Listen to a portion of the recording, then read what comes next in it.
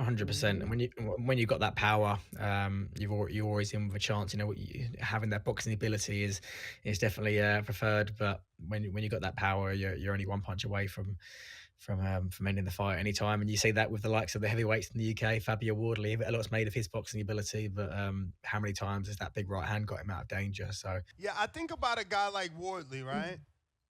And I didn't give this much thought just while you're talking, but I feel like similar story to Wilder. Not a traditional upbringing. Obviously, Deontay Wilder did go to the amateurs and was able to get a bronze medal, but essentially two late starters in the heavyweight division with power. One actually gets a bronze medal and achieves something in the amateurs. The other one starts in a tough man, prize fighter sort of situation. Look at the backing that Wardley has versus the criticism that Wilder got throughout his whole sure. career.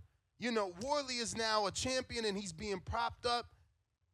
Well, Wilder was, even as a champion, was being discredited. And again, it just goes back to the fan bases, man. You guys are, there's a lot of you that love the sport, so you're kind of loud and get the message out.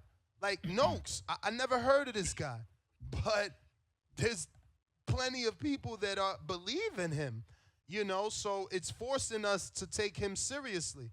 We don't get that, man. If you don't have a fan base, you just ain't good over here.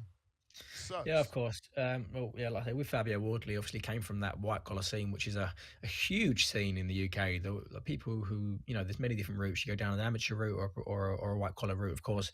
Um, and it's a massive scene over here in the UK, the white collar scene. And for him to turn over, become professional, and obviously being under dealing rights management and do what he's done is absolutely incredible. And people in the UK, probably similar in many other places, most certainly in the UK, the media love to get behind you until you achieve the top of the mountain, the top of the pillar, and then it's already down there, only down from there, because they love the underdog story. And then as soon as you reach the top of the mountain, there's many, it's only down from there. But you mentioned about the profile there of Wardley versus Wilder. You know, obviously Wardley is now heavyweight champion of the world. He's not a household name in the UK. He's had some big fights. So look, if you know boxing, you know Fabio Wardley. But even if you look at, I remember before the Fury Wilder, I think one fight, 2018. When was that in LA or something? Fury Wilder won. Remember there was a video of somebody go or multiple people going out on the street of LA. They asked about 100 people, "Do you know who Deontay Wilder is? He's your heavyweight champion of the world. He's from America."